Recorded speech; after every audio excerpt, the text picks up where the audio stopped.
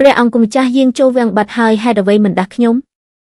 ព្រះអង្គម្ចាស់បានត្រាស់បង្គាប់ជាពិសេសឲ្យអ្នកនាងសម្រាប់បន្ថែមបន្តិចទៀតមើលចុះព្រះអង្គម្ចាស់ថែមទាំងឲ្យគេយកសម្លៀកបំពាក់និងគ្រឿងអលង្ការមួយឈុតនេះមកជូនទៀតផងខ្ញុំម្ចាស់មើលទៅសុទ្ធតែរៀបចំឡើងដោយយកចិត្តទុកដាក់បំផុត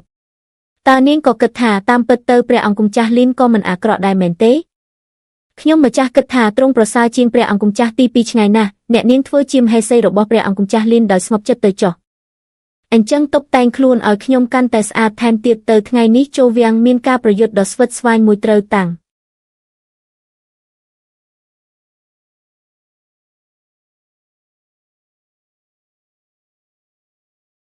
ជីវមិននឹកស្មានថាបន្ទាប់ពីនាងលុបស្នាមដែលចេញហើយនាងប្រែជាស្រស់ស្អាតលើគេបែបនេះសោះពីមុនមកប្រៀបដូចជាក្របពេជ្រដែលស្រោបដោយធូលីអញ្ចឹងសៀវជីវបងដឹងថានាងរៀបការជាមួយព្រះអង្គម្ចាស់លីនទាំងក្នុងចិត្តមានការខឹងសម្បាឲ្យតែនាងស្ដាប់បង្គាប់ព្រះអង្គម្ចាស់ទី2នឹងមានវិធីជួយឲ្យនាងលែងលះគ្នាជាមិនខាន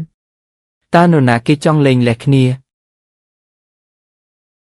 ល់ថាសៀវជីវកាលពីយប់មិញមិនទាន់បានផ្សំដំណេកជាមួយព្រះអង្គម្ចាស់លីននៅឡើយទេប្រហែលជានាងនៅអាល័យរឿងចាស់ទើបចិត្តនៅមិនទាន់ដាច់ស្រឡះសូមព្រះអង្គម្ចាស់មេត្តាអភ័យទោសផងត្រឹមតែកូនស្រីរបស់មន្ត្រីម្នាក់សោះពេលឃើញព្រះនាងមិនត្រឹមតែមិនគោរពបែរជាហ៊ានមកលួចស៊ើបការសម្ងាត់នៅក្នុងវាំងរបស់ខ្ញុំតើនាងគួរទទួលទោសកម្រិតណា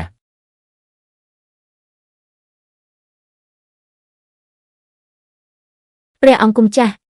គឺខ្ញុំម្ចាស់ដឹងកំហុសហើយសូមព្រះមហេសីលីនមេត្តាអភ័យទោសផងហេតុអ្វីត្រូវឆ្លោះប្រកែកគ្នារវាងបងប្អូនឯងបែបនេះឈ្មោះជីវនេះតើជាឈ្មោះដែលប្អូនទី2គួរហៅដែរឬខ្ញុំនិងជីវធ្លាប់តែស្និទ្ធស្នាលនឹងគ្នាពីមុនមកមួយពេលនេះនៅមិនទាន់សាំនឹងការបដូរការហៅរកសូមរៀមច្បងគុំប្រកាន់អីបើអញ្ចឹងប្អូនទី2ហៅថាបងថ្លៃស្រីឲ្យស្ដាប់បន្តិចទៅចាត់ទុកថាជាការបដូរការហៅចុះបងថ្លៃស្រីមួយយិនម៉ានមិនស្គាល់ឋានៈខ្ពស់ទាបហ៊ានប្រមាថអ្នកលើត្រូវលុតជង្គង់ក្រាបក្បាល30ដងដើម្បីសុំទោសព្រះនាងលីងលំបាកប្អូនទី2ហើយដែលជួយត្រួតពិនិត្យការដាក់ទោសនេះជំនួសខ្ញុំបានឈូយេបើមិនមែនដោយសារអញប្រើល្បិចក៏ទេនោះតើអញមានសិទ្ធិអីមកក្រអឹតក្រទុំនៅចំពោះមុខយើងនោះចាំមើលទៅ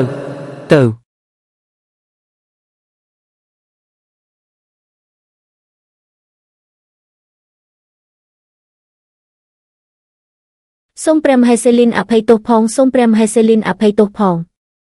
សូមព្រះមហេសីលីនអភ័យទោសផង